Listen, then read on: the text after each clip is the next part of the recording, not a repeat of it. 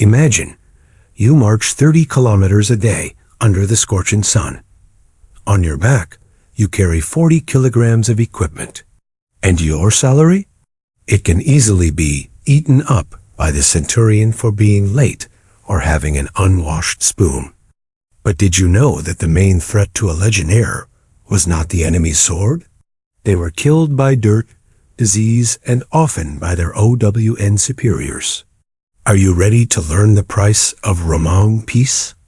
Today, we will tear down the bronze statues of Hollywood superheroes and take a look inside the smelly, lice-infested barracks. You will learn how those who were the true backbone of Rome actually lived, suffered, fought, and died. They built its roads and paved them with their bones. Forget about glamour. There will only be sweat, blood, iron discipline, and the cold calculation of the eternal city. The golden age of the empire. The 1st and 2nd centuries AD. Rome, ruler of the world from misty Britain to scorching Syria. But this Roman world, Pax Romana, was bought at a HIGH price. Its guarantor minus 25 to 30 legions. Each one had 5,000 men clad in iron and disciplined. A legionnaire was not just a soldier. He was a cog in a giant machine of oppression, a living symbol of Rome's power over the barbarians. And alas, often a disposable pawn in the equations of imperial politics. Who is a Roman legionnaire? He is a professional. His contract lasts 25 years. His job? Everything. Fighting, yes. But also, building roads that still stand today. Erecting bridges and aqueducts. Digging moats and setting up camp palisades. Suppressing riots. Collecting taxes. Putting out fires. Catching bandits. He is Rome's universal soldier worker policeman. For the metropolis, he is the foundation of power. For the provinces, he is both a hated occupier and, sometimes, a protection from chaos.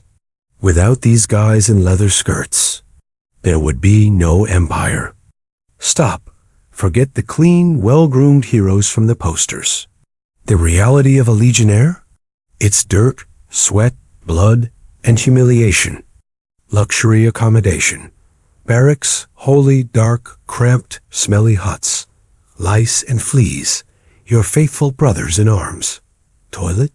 A shared stinking pit, bath? Once a week, if you're lucky. Roman discipline? Late? Dirty shield? Fell asleep on duty? Welcome to the rods, fastuae, or ramrods vidibus. The centurion with his vine, Vitus, is not a father commander. He is an executioner. Whipped to death, easily. Salary? What a joke. Your stipend is modest. Now deduct the cost of food which you are forced to buy from camp merchants, equipment repairs, funeral expenses, and a voluntary gift to the centurion on his birthday. You will see real money only in 25 years if you survive. Kill or no. 1. Not the Germans with their axes. Typhus, dysentery, filth, hard labor on construction sites, and those hellish marches of 30 kilometers a day. Marching feet, broken, festering legs, are a veteran's calling card. And now for the everyday details that make Hollywood directors cry. Legionnaire's workshop. He is his own tailor and blacksmith. He repairs chainmail, sews tunics, and patches sandals. His travel chest contains needles, thread, and an awl. The army of Roman dires. Menu for eagles. The main dish is a mushy grain porridge, pulse, plus beans, smelly cheese, tough salted meat, if you're lucky, sour wine, posca, and water with vinegar, hosaka, salad, fruit, rarely. Fainting from hunger was no fairy tale. Golden pension. Served 25 years? Get a piece of land on the wild frontier among hostile tribes, or a little money. Many veterans ended their lives as poor farmhands on their own reward. Awards. Fought bravely? Here's your filera, a badge on your chest. Very brave? Turquoise, an iron collar, Saved a Roman citizen? You could get a crown, but that was a miracle. Lice parade, once a week, bare skull day. They shaved their heads and carried their sweaty tunics to the centurion. He looked for lice. Found any? Wait for the rods. That's Roman hygiene for you. So who is he? The Roman Legionnaire, not a marble idol. He is a tormented man, often hungry, always trembling before the centurion's whip. Bound by discipline for 25 years. His life is a 30-kilometers march, the filth of construction sites, the stench of barracks, and a struggle.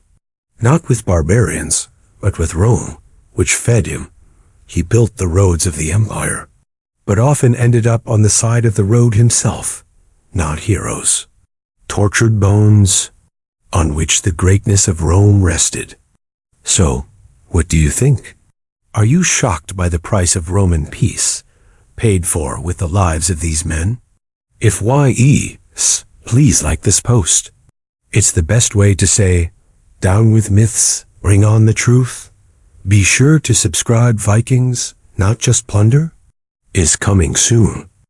The Inquisition, beyond fear and life in a castle, romance or nightmare? And urgently in the comments, what other heroic group from the past deserves the same exposure? The Spartans? The samurai? The Knights of the Round Table? Your request is our next topic. Thank you for joining us on this journey.